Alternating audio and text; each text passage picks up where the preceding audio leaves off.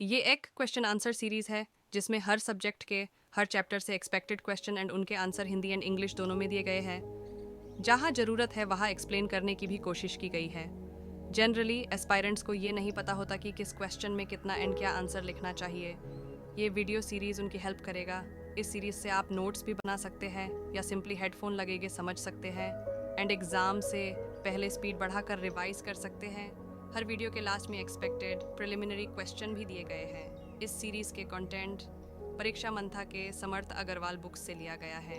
ये series judiciary aspirants के साथ एलएलबी के स्टूडेंट्स के लिए भी यूज़फुल है। इस सीरीज़ की शुरुआत सीपीसी से की जा रही है। धीरे धीरे बाकी सब्जेक्ट्स को भी कवर किया जाएगा जो स्पेसिफिक प्लेलिस्ट में अपलोड कर दिया जाएगा। Code of civil procedure, civil प्रक्रिया संहिता। Preliminary and mains question answers with case laws in Hindi and English. Hindi और अंग्रेजी में केस लॉ के साथ प्रारंभिक और मुख्य प्रश्न उत्तर। चैप्टर 1 प्रिलिमिनरी अध्याय 1 प्रारंभिक। आज का पहला क्वेश्चन है discuss the scope and object of the code.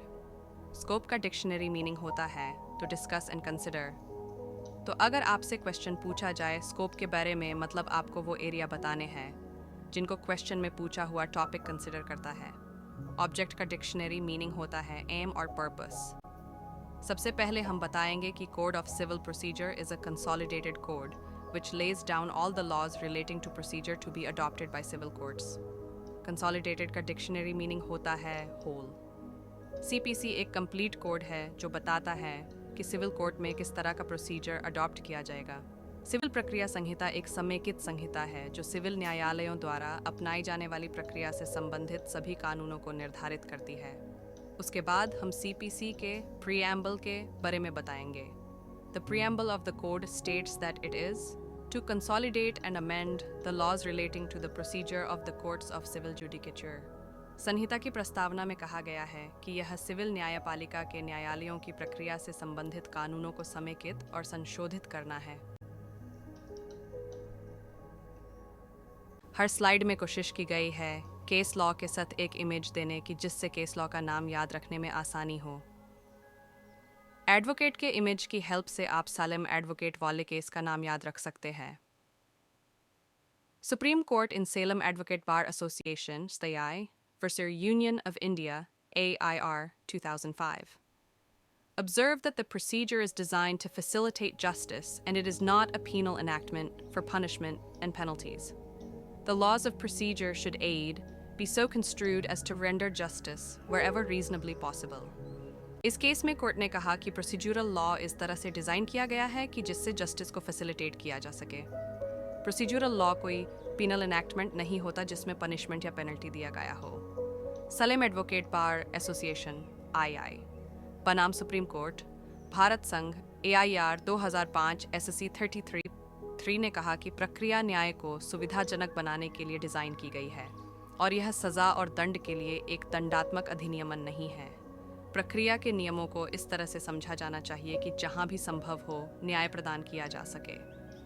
Supreme court in Syed mode Bakar were Abdul Habib Hasan 1998 held that a procedural law is always in aid of justice, not in contradiction or to defeat the object which is sought to be achieved. It is always subservient to substantive law. Syed Mohammed Shami बकर बनाम अब्दुल हबीब हसन 1998 के मामले में supreme court ने कहा कि एक प्रक्रियात्मक कानून हमेशा न्याय की सहायता में होता है, न कि विरोधाभास में या उस उद्देश्य को पराजित करने के लिए जिसे प्राप्त करने की मांग की जाती है। ये हमेशा मूल कानून के अधीन होता है। The code also deals with certain substantive rights, but the essential object is to consolidate the law relating to civil procedure.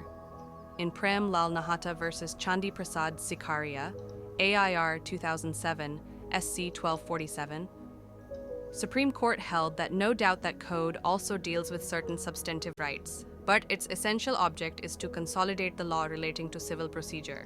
संहिता कुछ मौलिक अधिकारों से भी संबंधित है, लेकिन आवश्यक उद्देश्य नागरिक प्रक्रिया से संबंधित कानून को समेकित करना है। प्रेम लाल नाहटा बनाम चंडी प्रसाद सिकारिया AIR 2007 ACC 1241।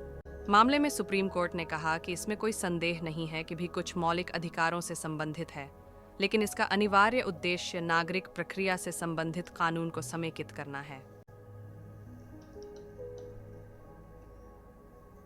Q2 पर Stachur What is the approach of the court while interpreting the code? प्रश्न 2 संहिता की व्याख्या करते समय न्यायालय का दृष्टिकोण क्या है? Supreme Court in Sangram Singh versus Election Tribunal AIR 1955 SC 425 has held that the code is designed to facilitate justice and hence to technical construction of provisions should not be made. Provisions should be construed liberally and technical objections should not be taken up.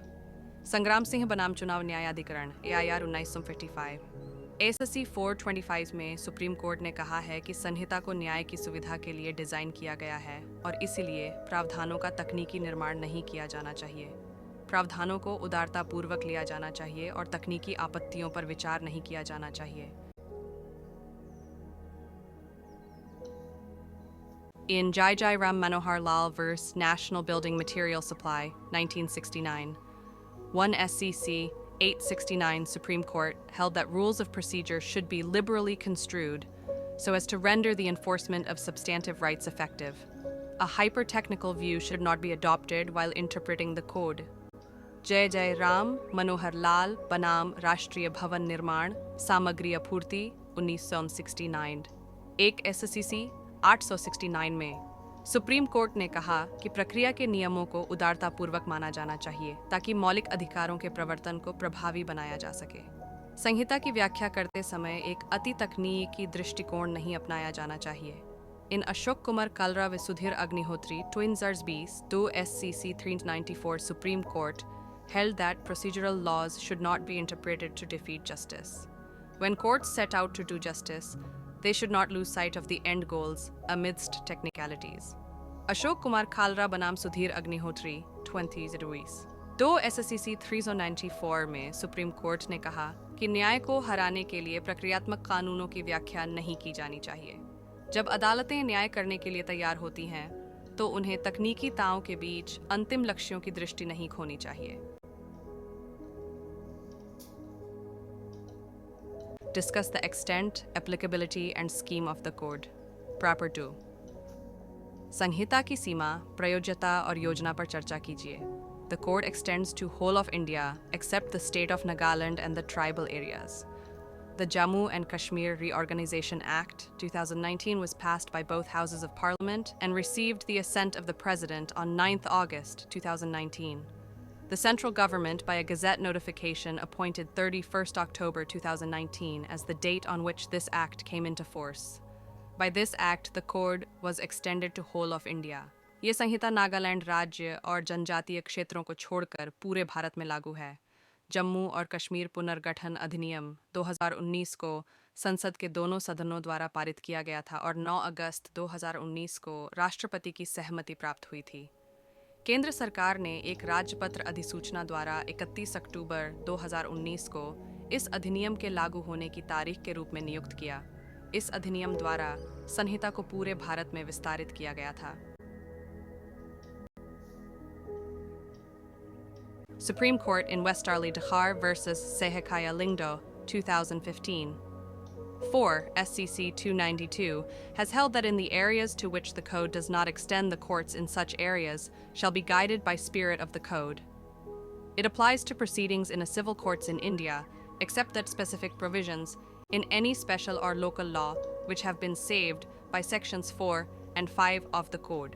Supreme Court ने westerly दखार बनाम सेहकाया Lyngdoh 2015 4 SCC 2392 में कहा है कि जिन क्षेत्रों में संहिता का विस्तार नहीं है, ऐसे क्षेत्रों में अदालतों को संहिता की भावना द्वारा निर्देशित किया जाएगा।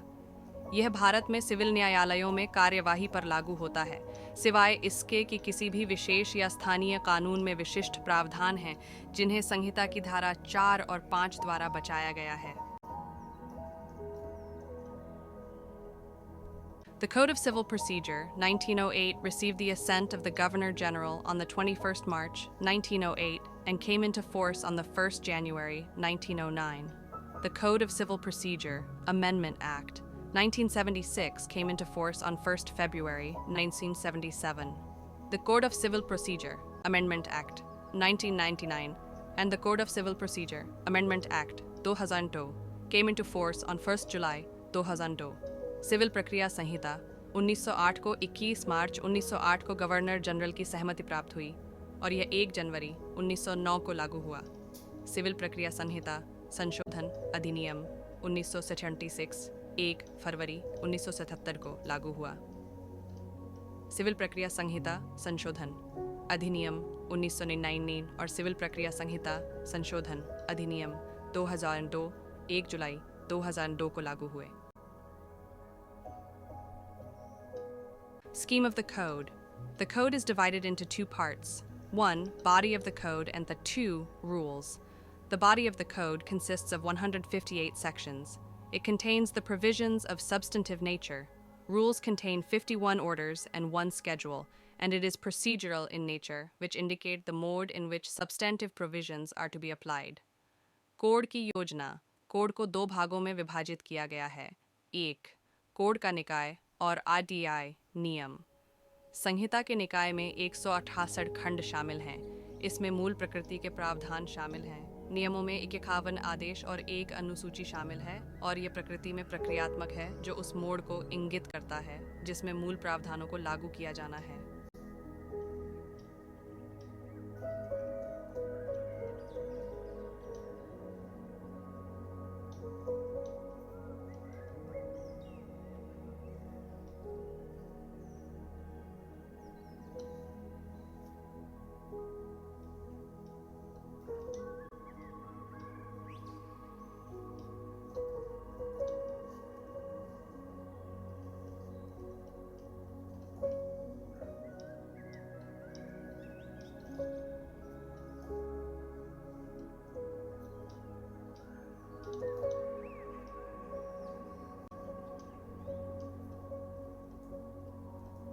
Thank you so much for joining us today.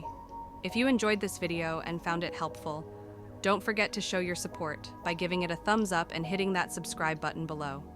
Your support means the world to us, and it motivates us to create more content that you'll love. Make sure to turn on notifications so you never miss an update.